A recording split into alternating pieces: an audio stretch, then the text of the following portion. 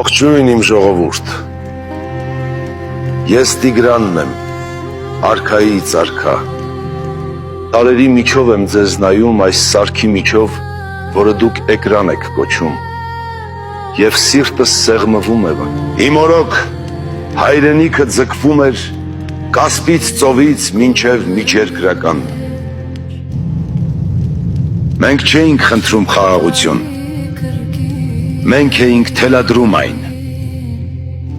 մեր սահմանները ոչ թե գծվում էին օտարի սպառնալիքով, այլ մեր սրերի հասանելիությամբ։ Ես ազգեր էի տեղահանում հզորացնելու և կառուցելու համար, իսկ դուք թույլ եք տալիս, որ ձեր հողը ամայանը։ Նայում եմ ձեզ ու տեսնում եմ, իմ արծվի թևերը կոտրված են։